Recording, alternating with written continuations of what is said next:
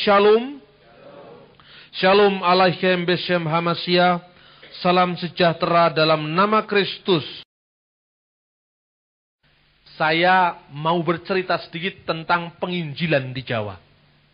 Banyak sekali kita tinggal di Jawa Timur, tinggal di Jawa, tapi kita tidak tahu bagaimana sejarahnya Injil diberitakan di Jawa. Dan Anda jangan kaget kalau pernah saya katakan, penginjil-penginjil di Jawa seluruhnya adalah kiai. Sebelum para misionaris mampu untuk menjangkau orang Jawa bagi Kristus, banyak kiai-kiai Jawa yang berperan dalam penginjilan kepada orang awam. Dan itu tampak bukan teori yang panjang-panjang, bukan teori yang tinggi-tinggi, tetapi dengan kesederhanaan, dengan iman yang kuat. Dan dia menunjukkan kuasa Tuhan kepada orang-orang di sekitarnya. Maka kita mengenal siapa itu Kulen di Mojowarno, Ngoro.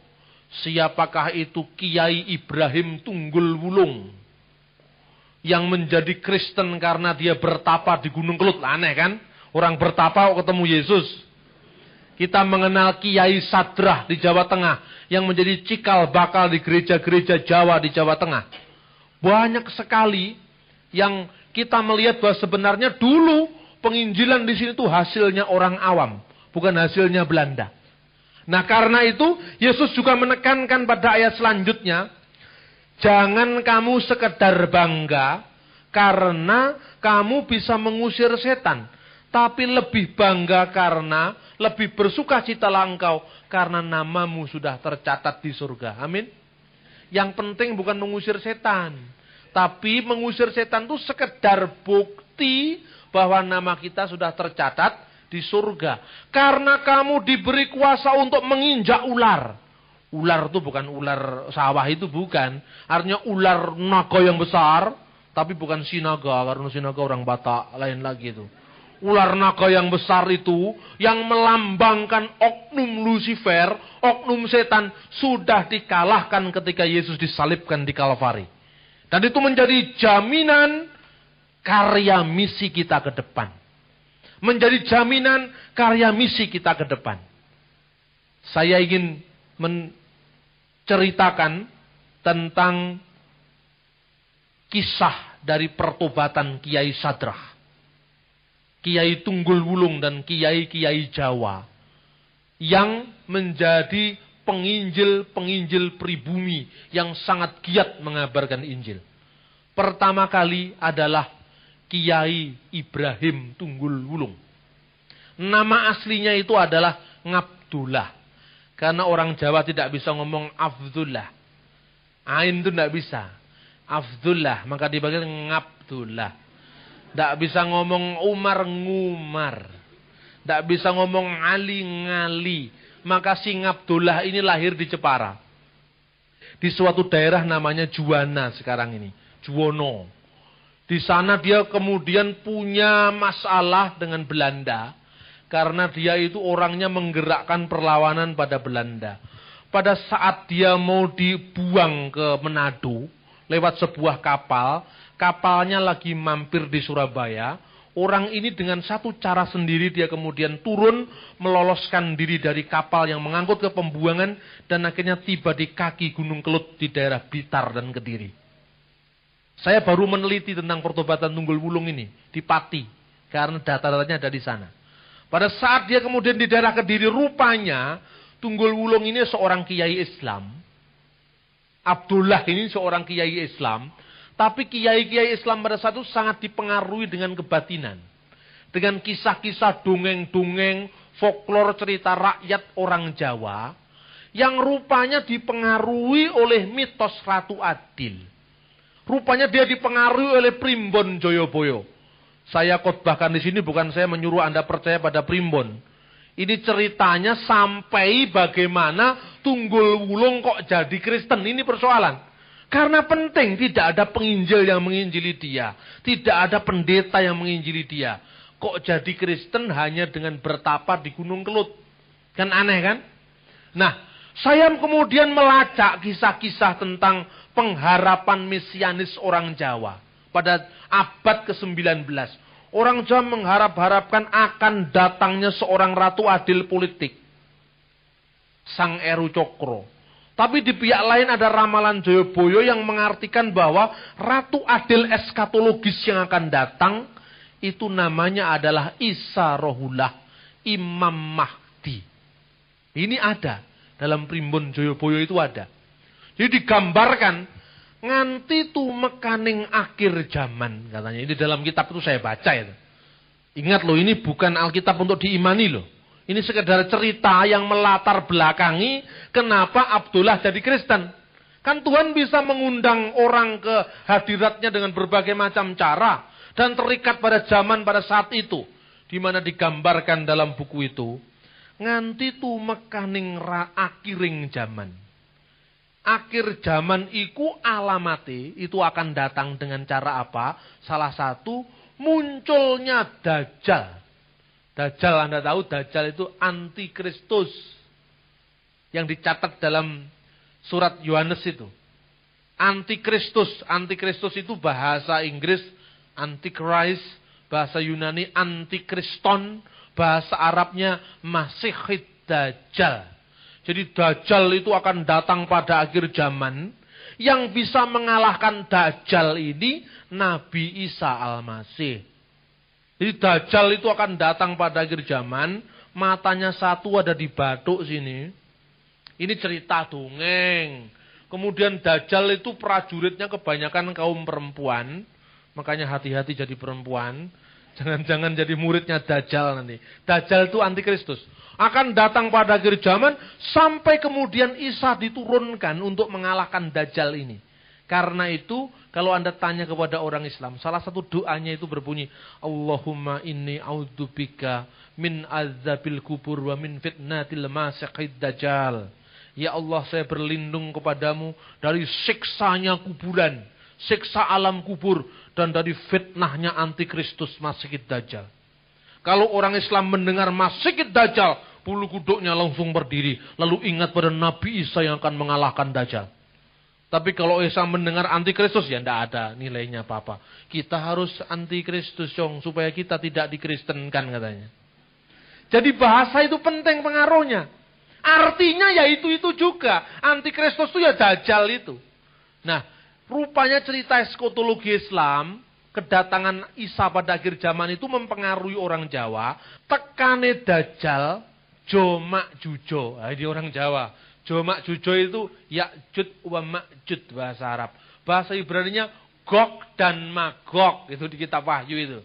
Gog dan Magog itu diarabkan Ya'jud dan Ma'jud. Jadi Ya'jud itu Gog, Ma'jud itu Magog. Wah itu kan, dan Ya'jud wa Ma'jud karena ilatnya orang Jawa jadi Jomak Jujo. Seperti orang Jawa menyebut la haula wala quwata wala kuwato. Ini kan orang Jawa gitu. Memang tidak bisa, tidak salah lah, biar saja isone ngono. Lah Jomak Jujo datang, lalu kelabang kures. Lah ini kelabangnya itu yang panjang itu, binatang kaki 1000 itu lambangnya setan itu masih ditambahi kures lagi. Kures itu suku nabi yang sangat kafir, mengkafiri ajaran yang benar. Lalu jaran ireng anyepai gunung-gunung, yaiku Prabu Joyoboyo katanya. Jadi Prabu Joyoboyo akan datang, Sang Eru Cokro nganti kukuting zaman rawuhe Kanjeng Nabi Isa Rohullah dadi Imam Mahdi, Ratu Adil akhir zaman. Ini cerita ini yang sangat mempengaruhi Abdullah sampai kemudian dia mencari-cari Ratu Adil itu siapa. Coba, tidak ada pendeta loh ini yang cerita. Makanya sebetulnya pendeta itu harus menghormati kebudayaan.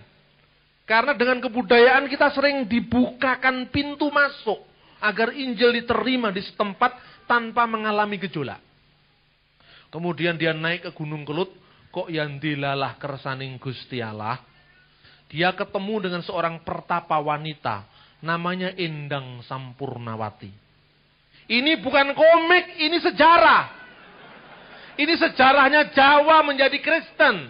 Sejarahnya Jawa Timur menerima Injil. Sampai di sana, kagumlah sang Abdullah ini dengan pertapa perempuan. Apa yang engkau cari Kisanak? Saya mau bertemu dengan Ratu Adil. Kenapa harus di Gunung Kelut? Karena Prabu Jayabaya pernah berjanji akan datang dan memelihara abdinya di sini. Dongeng lagi ini, tanpa tahu dongengnya masyarakat Kediri kita tidak tahu ceritanya ini. Jadi ketika katanya Jayabaya itu hilang, katanya orang Jawa, muksa. Padahal itu salah itu. Muksa itu kan artinya manusia yang sudah manunggal dengan Tuhan dalam terminologi Hindu. Muksartam jagat hitayas caiti dharma itu dalam bahasa Hindu. Tapi orang Jawa diarani muksa, ya wis karep-karepe lah. Salah-salah didik ya biar gitu. Kemudian ketika Jayabaya itu musnah hilang, dua abdinya yang pertama namanya Kiai Doko dan yang dua adalah Kiai Doho. Kiai Doho itu artinya jadi demitnya kota Kediri. Namanya adalah Butolo Coyo. Tanya orang Kediri mesti tahu itu. Tanya ini, di depannya hotel Penataran itu ada keluarga Tan Kun Sui. Itu orang Tionghoa yang sangat-sangat mengembangkan kebudayaan Jawa pada saat itu, pada zaman Belanda. Namanya Tan Kun Sui. Sekarang ahli warisnya menjadi teman saya, orang Katolik. Namanya Dr. Sucahyo Gani. Jadi saya banyak menerima naskah-naskah Tan Kun Sui itu ada yang bahasa Cina, ada yang bahasa Jawa, ada yang bahasa Belanda itu ada dari dokter Gani ini. Nah digambarkan ketika Butolo Coyo menunggu kota Kediri, katanya orang sana danyange kota Kediri. Lalu satunya Kiai Doko itu menjadi tunggul wulung, bendera hitam kebiru-biruan menunggu Gunung Kelut. Lah menurut dongeng lagi, katanya Jayabaya akan datang lewat Gunung Kelut. Maka si Abdullah ini pergi ke Gunung Kelut, ketemulah dengan Endang Sampurnawati, anaknya Bupati Kediri. Tujuannya sama, saya mau menyongsong Ratu Adil katanya. Ya sudah kita naik bersama-sama. Tapi zaman dulu, orang ilmu ketemu dengan orang ilmu mengadu ilmu. Karena setan kan suka mengadu orang, seperti mengadu jangkrik. Dia tanya, wahai Kisanak, siapa namamu? Nama saya adalah Abdullah. Dan saya sekarang menjadi tunggul wulung. Karena sayalah yang akan menghadirkan juru selamat ke bumi. Yaitu Prabu Jayabaya. Jadi juru selamat itu Prabu Jayabaya katanya. Tetapi itu bukan final katanya. Masih ada juru selamat yang lebih besar. Siapa dia? Saya tahu katanya. Saya juga tahu. Jadi tidak mau kalah. Lalu mereka berdebat ilmu dengan cangkriman. Ini aneh. Abad 19 itu memang aneh-aneh. Banyak orang aneh-aneh. Dia tanya, coba kamu tebak ilmu saya. Apa? Ono kemiri tiba saiki. Kena dijupuk dek wingi. Apa? Seperti anak kecil dolanan itu. Ono kemiri, ada buah kemiri. Jatuh sekarang. Tapi bisa diambil kemarin. Apa? Si Tunggul Wulung bisa jawab itu. Oh gampang katanya.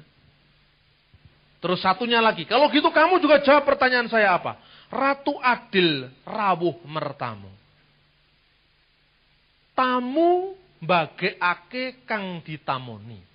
Sebiting tanpa sangu. Apa? Tamu datang.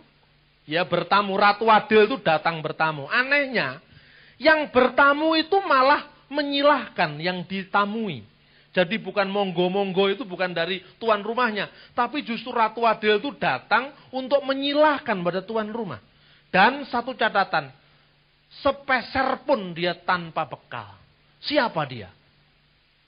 Dua-duanya spontan menjawab. Kanjeng Nabi Isa Rohullah. Loh kok bisa? Diuraikan ilmunya. Ada kemiri jatuh kemarin. Tapi jatuh sekarang. Tapi sudah dapat dipetik kemarin. Artinya apa? Seluruh nabi-nabi di dunia ini mengharapkan kedatangan Isa Al-Masih sebagai juru selamat. Dia adalah Ibrahim, Musa, Daud, Sulaiman. Semua mendatangkan Isa akan datang sebagai juru selamat. Tetapi sebelum juru selamat datang, Ibrahim, Musa, Iska, Ismail sudah keburu mati. Lalu ketika Yesus datang, sekarang inilah orang-orang yang menjadi pengikutnya itu menyambut dia. Tapi karena Ibrahim yang mendahuluinya yang datang kemarin, sudah benar-benar mengharapkan kedatangan Sang Penyelamat, maka dia ikut diselamatkan. Artinya kemirinya walaupun baru tiba saiki, juru selamatnya walaupun baru datang sekarang, tapi Ibrahim yang mengharapkan namanya, Ishak yang mengharapkan kedatangannya, Ismail yang menyerukan kedatangannya, Daud, Salomo yang menginginkan kedatangannya, diselamatkan oleh Isa Al-Masih. Coba gak ada pendeta yang ngajar loh ini. Siapa yang ngajar? Saya percaya Roh Kudus yang mengajar. Amin. Loh ini sejarah saudara. Lalu ganti ditanya. Siapakah Ratu Adil yang datang bertamu? Isa Al-Masih. Kok bisa? Dia datang kepada milik kepunyaannya, tapi milik kepunyaannya menolak dia.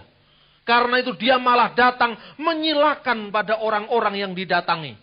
Tatkala dia berkata, marilah padaku hai kamu yang letih lesu dan berbeban berat. Aku akan memberikan kelegaan kepadamu. Sebiting tanpa sangu. Dia datang bukan sebagai raja. Raja dunia. Dengan segala macam bondo, bandu, kekayaan. Tetapi dia datang benar-benar sebagai seorang yang papa. Agar dia bisa mengangkat kepapaan dan kemiskinan kita. Kedua orang sepakat kalau gitu. Yang kita tunggu sama.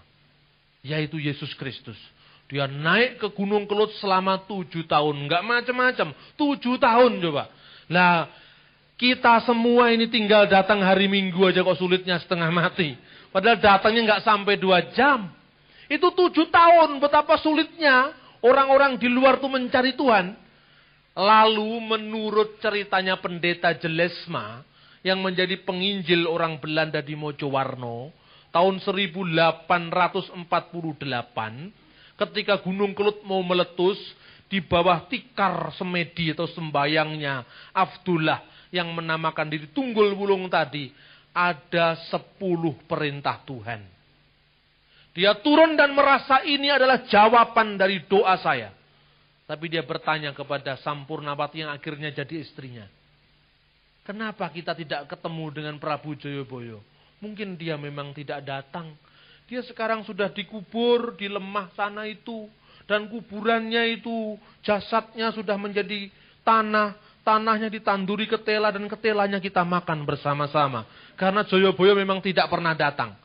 Siapa yang datang? Yang datang adalah Isa Rohullah, yaitu Yesus Kristus. Tetapi ilmu-ilmunya belum dibuang, saudara. Orang Jawa waktu itu punya opok-opok luar biasa, tahu opok-opok? Opok-opok itu kasekten, keris, macam-macam. Supaya dia itu jadi orang dugdeng, sakti mondroguno, ora tedas tapak paluning pande sisaning gurindo. Jadi di pasar ora tedas, dibacok ora tedas, tapi kalau diekek-ekek mati, itu kira-kira. Kemudian dia datang kepada pendeta Belanda namanya Jelesma di Mojowarno. Wah, dia bikin bener Jelesma itu. Dia datang, si Tunggul Wulung itu mangkring, tahu mangkring enggak? Ya duduk tanpa sopan gitu di atas jendela. Dan biasanya karena dia memakai aji-ajian, panglemunan, itu orang tidak tahu dia. Cuman, masa saya disuruh berguru kok pada pendeta Belanda? Tidak masuk akal, saya kan anti Belanda. Kok disuruh belajar pada orang Belanda? Ini nggak masuk akal. Kemudian ketika dia itu duduk di atas jendela itu, sang pendeta rupanya diberikan hikmat oleh Tuhan Yesus. Tahu, padahal biasanya juga nggak tahu. Kenapa kamu ada di situ, saudara? Turunlah, rumah ini terbuka untukmu. Kaget dia setengah mati. Pendeta ini lebih sakti dari saya. Padahal dulunya juga nggak sakti. Hanya gara-gara dia dicobai Tuhan kasih kesaktian. Sesaat setelah itu hilang lagi. Nanti kalau orang sakti selamanya, kemudian yang dimuliakan bukan Tuhan tapi dari kita. Itu iblis kan caranya gitu. Akhirnya dia bertekuk lutut kepada Jelesma dengan, berdirilah Kisana, jangan menyembah saya. Apa yang kamu dapatkan dari hasil spiritualmu itu, sekarang sudah ketemu dengan Yesus. Dan Yesus itulah Ratu Adil. Akhirnya dia mengabarkan Injil di daerah Malang, ke Panjen namanya Desa Dimoro. di daerah sana itu Pandaan, namanya Junggo. Kemudian dia balik ke Jawa Tengah, mengabarkan Injil di Jawa Tengah. 2 tahun kemudian dia dibaptis oleh Jelesma. Dan dia ketemu dengan Nyonya Anting, yang adalah ketua pengadilan negeri Semarang, atau namanya Landrat Semarang. Nyonya Anting itu adalah seorang hakim yang sangat terbeban untuk penginjilan pada suku Jawa. Lalu ketemulah dia dengan Tunggul Wulung. Saya memberimu Alkitab, terjemahan bahasa Jawa, hasil dari kerja Dr. Bruckner, seorang misi baptis di Semarang. Dari bacaan Alkitab itu ketemulah dia dengan Keluaran pasal 20, yang persis sama dengan yang dia terima dari tikar sembayangnya. Coba, kalau Roh Kudus sudah memanggil orang kan luar biasa, saudara. Amin. Roh Kudus itu luar biasa. Jadi kalau misalnya kita tidak mau bergerak, dia bisa bergerak sendiri. Kalau Anda tidak mau menjadi duta-duta bagi Injil kerajaannya, dia bisa dengan caranya sendiri menyelamatkan suku-suku bangsa, bangsa-bangsa dan setiap orang untuk datang kepada Allah. Ini kisah ini menunjukkan tentang campur tangan Allah, bahwa bumi yang kita injak ini juga bumi yang diberkati Tuhan. Dia datang ke Jawa Tengah, menjadi cikal bakal dari gereja yang sekarang ini ada di Kayu Wapu, di Pati, kemudian di Banyutowo, di tempat-tempat lain. Karena apa? Salah satu dari campur tangan Allah pada kiai yang namanya Tunggul Wulung ketika dibaptis ditambahkan dengan nama Ibrahim Tunggul Wulung. Kemudian setelah itu dia mengabarkan Injil luar biasa. Sampai seorang misionaris Belanda, namanya Peter Jan, dia mengatakan, tidak pernah di antara misionaris bangsa kita yang mampu berjalan kaki selama 25 hari dari Jakarta Semarang bolak-balik kalau bukan Kiai Jawa ini. Karena itu Belanda pun respek dengan kerjanya Tunggul Wulung. Sampai kemudian Tunggul Wulung waktu itu menjadi penginjil yang luar biasa di Jawa Tengah. Apa keistimewaannya? Dia buang segala kesaktiannya. Dia buang jimat-jimatnya. Dia lepaskan ketergantungannya pada kuasa-kuasa jahat sebelumnya. Tatkala membabat hutan di daerah Bondo. Bondo itu di daerah Pati. Ini kalau saudara mau datang ke sana, saksi-saksi hidupnya masih ada.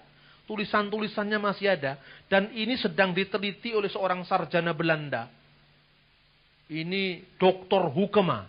Dia menulis tentang teologi Protestan abad 19. Dia diteliti tentang bagaimana penginjilan di Jawa ini. Maka di sana di Bondo itu, tidak ada satu pun dari orang-orang di sekitarnya yang berani lewat hutan di situ. Ini hutan itu kalau katanya orang Jawa, alas gung liwang liwung jalmo moro jalmo mati. Kalau datang ke situ ya siap mati. Tapi yang namanya Tunggul Wulung dengan kuasa yang dibaca dari Injil Lukas tadi, bahwa iblis-iblis tunduk kepada Tuhan dengan nama Tuhan. Dia hanya datang dengan keyakinan dan iman bahwa Yesus Kristus adalah Ratu Adil, penyelamat dunia. Dia masuk ke hutan. Lalu murid-muridnya diajari berdoa. Ya waktu itu doanya orang tidak bisa panjang-panjang.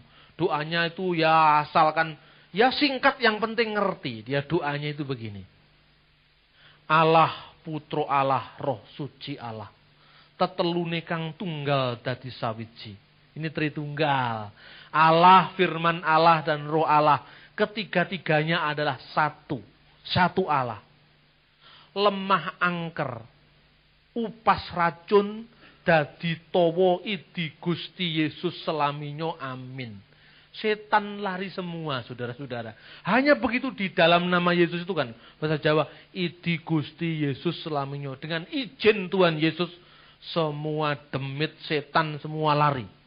Tempat itu dibabat jadi hutan, jadi desa Kristen. Di Bondo, di Banyutowo, di Kayu Wapu. Coba Anda lihat sekarang desa-desa Kristen. Satu desa jadi Kristen tanpa ada gejolak. Apa enggak hebat itu? Sekarang, satu orang jadi Kristen kesaksian gereja dibakar. Zaman dulu satu kampung, satu desa jadi Kristen. Coba Anda lihat bagaimana sejarahnya gereja-gereja Kristen di Peniwen, di Sitiarjo. Itu satu desa. Nah karena itu Kita menulis sejarah ini. Saya ini kepingin apa? Orang Kristen menghormati karya Roh Kudus yang telah terjadi di negeri ini sebagai apa? Sebagai modal kita, landasan kita, cermin kita untuk mewarisi semangatnya ke depan. Orang Islam kan punya lagu.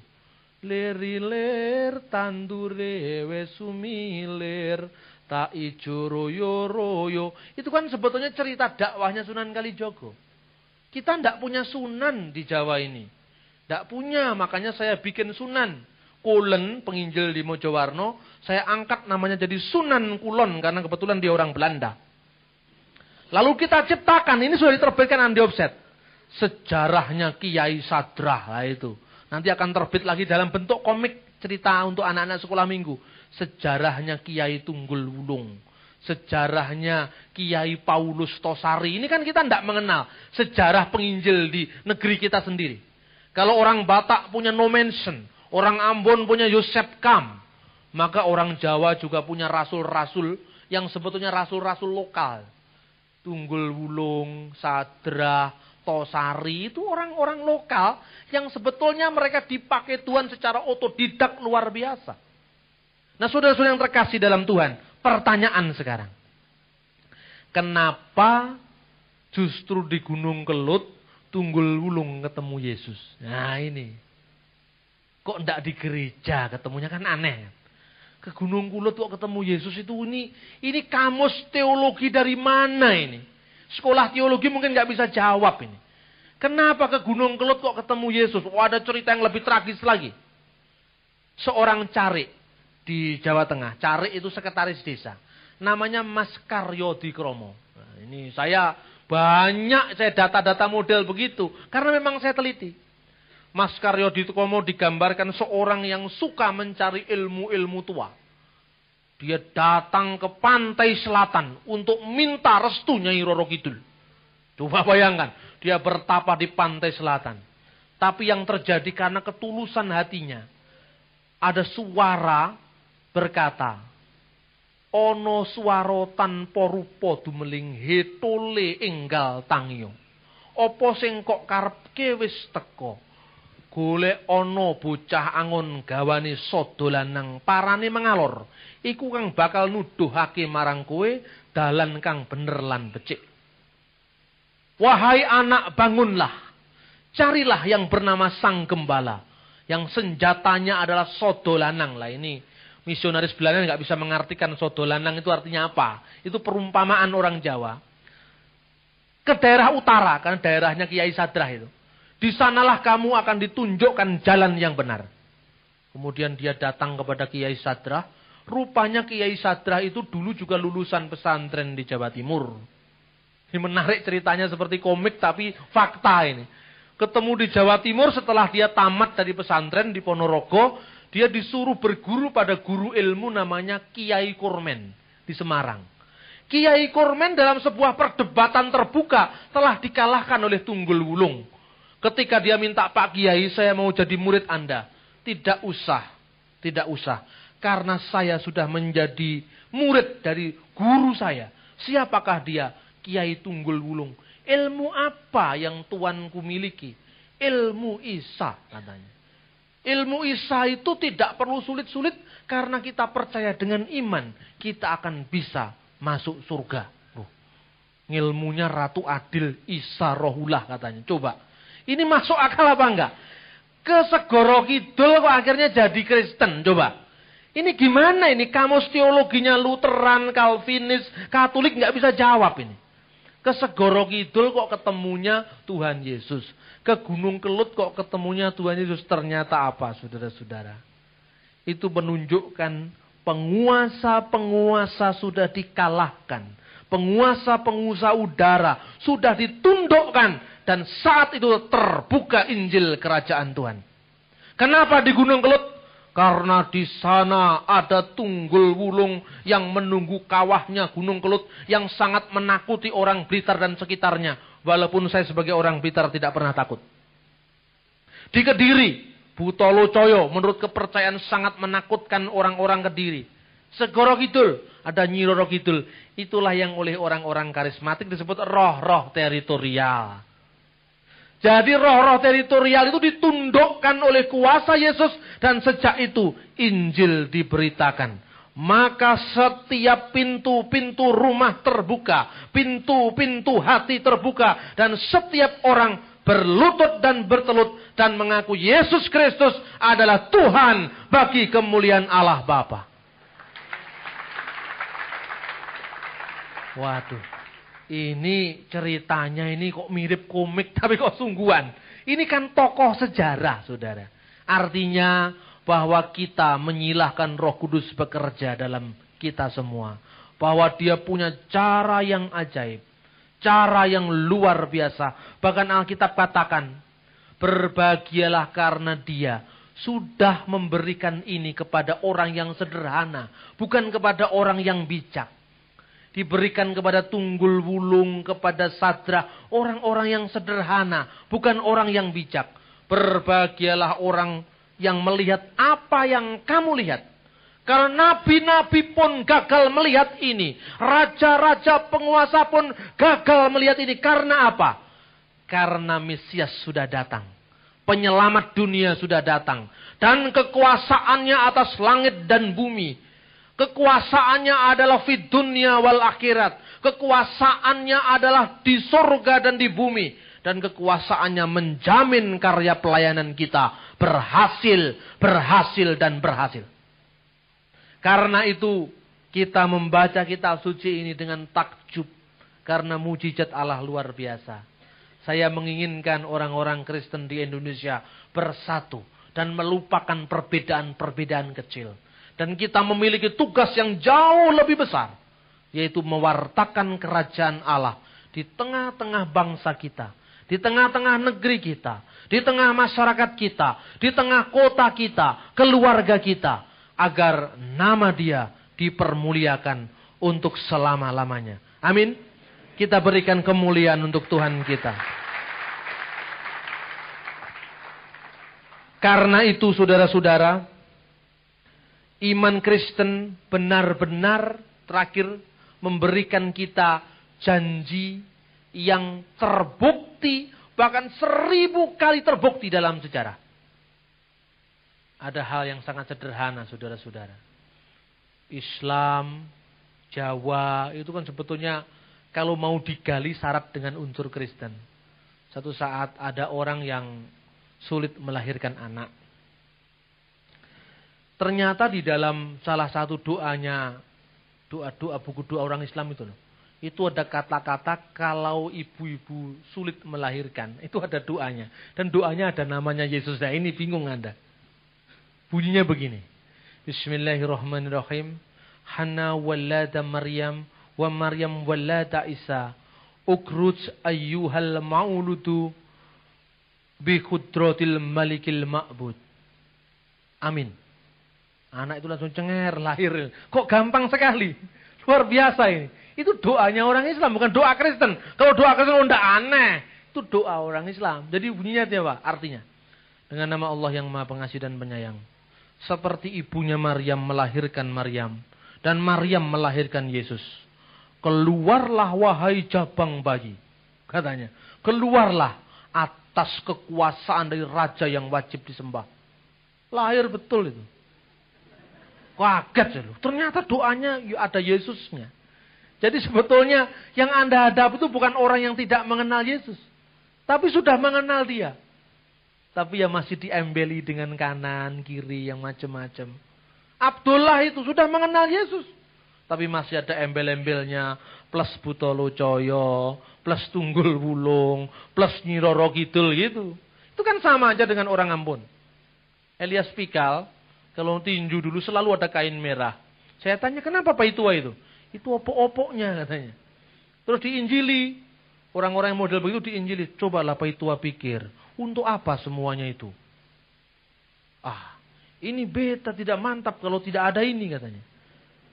Kemudian dia punya dalil. Kenapa? Kalau Tuhan Yesus ada di pihak kita. Plus pistol 1. Siapa lawan kita? Apa artinya pistol 1 itu? Pistol 1 itu opo-opo artinya. Jadi sama sebetulnya kalau kita mau jujur mengatakan. Teori kita kadang-kadang sudah clear. Iman kita konseptual clear. Tapi embel-embelnya tadi, yang opok-opok, buta locoyo, tunggul wulung, ya macam-macam tuh masih ada. Karena itu kita murnikan iman kita. Kita murnikan pemahaman kita. Jadi tugas gereja bukan sekedar memberitakan. Karena banyak orang sudah dengar. Tugas gereja juga adalah meluruskan yang bengkok. Karena sudah banyak orang yang tahu Yesus. Tapi hanya meluruskan konsepnya. Seringkali kita lupa. Kita mengabarkan Injil seperti suku terasing di Papua sana. Dulu Otto dan Gessler menginjak bumi Papua di dalam nama Yesus. Dan orang-orang Irian menjadi Kristen. Tapi entah kenapa, tapi masih suka mabuk, saudara-saudara. Jadi mabuk itu ritualnya orang-orang Papua sana. Itu harus bertobat. Di Manado juga begitu. Maaf yang Manado. Saya diundang KKR ke Manado. Datang ke rumahnya Kapolda. Habis ada acara-acara kebaktian, itu yang namanya acara pesta dansa-dansi itu, sampai pagi. Sampai pagi jadi tetap gentek-gentek, itu laki-laki perempuan gini. Wah ini rusak kalau sudah begini. Karena apa? Unsur alkoholnya itu masih ada. Dan kalau sudah begitu, enggak apa-apa itu. Ini kan sekedar, ya pemanas tubuh lah. Pemanas tubuh, enggak apa-apa. Ini kita lazim di sini. Sementara tukang-tukang bakso yang rata-rata orang Jawa dan Muslim, sudah 5 tahun di Manado, 10 tahun pertama dia bawa rombong bakso, kemudian bikin kios tinggi besar, ya akhirnya bikin kios bakso, terus pindah ke plaza sekarang. Kalau etos kerjanya orang Kristen di negara-negara, di daerah-daerah yang sudah lama menjadi Kristen kemudian menjadi turun, maka dalam konteks kompetisi kita akan dikalahkan. Itu hukum sejarah. Karena itu tugas kita bukan sekedar memberitakan, tapi meluruskan, membenahi, memperbaiki yang rusak. Karena kalau itu tidak diperbaiki akan menjadi batu sandungan. Tidak usah bingung dengan Dian Sastro masuk Islam, kata saya tadi pagi. Sebab muridnya Nabi Muhammad sendiri ada yang masuk Kristen kan gitu. Jadi tidak usah kaget. Saya sampaikan itu kepada forum-forum Islam. Saya sampaikan, lalu ada orang mengatakan, Pak, kok bisa aja mencari-cari yang aneh-aneh begitu. Ya memang ini perlu diteliti, supaya apa? Supaya jelas sumbernya itu dari mana. Saudara-saudara terkasih dalam Tuhan, firman Tuhan ini ya dan amin. Firman Tuhan ini bukan main-main. Firman Tuhan ini benar-benar kuasa yang mengubah, membarui, membangun setiap orang yang percaya kepadanya. Sehingga kuasa yang diberikan oleh Yesus melengkapi pelayanan hamba-hamba Tuhan. Itu adalah bukti nyata bahwa Roh Kudus hadir di tengah-tengah umatnya. Bahwa Yesus Kristus menyertai umatnya. Dan itu fakta sejarah. Tatkala gereja dianiaya sepanjang sejarah, saat itu pertumbuhan rohani besar-besaran akan lahir. Kalau Tuhan izinkan sebuah kejadian menimpa sebuah negeri, menimpa sebuah gereja, Tuhan izinkan gereja ini akan semakin diberkati Tuhan, semakin besar dan semakin memberkati orang-orang di sekelilingnya. Karena itu, jangan henti-hentinya, jangan putus-putusnya kita mengandalkan kuasa Roh Tuhan, mengandalkan kuasa Yesus, karena doa bisa mengubah segala-galanya. Harapkan pertolongannya. Dan kalau mujizatnya terjadi, di sini juga bisa terjadi. Kalau Anda mau, kalau Anda berharap dan menyeru namanya. Kiranya Tuhan memberkati kita dan semakin memantapkan iman percaya kita kepadanya. Amin.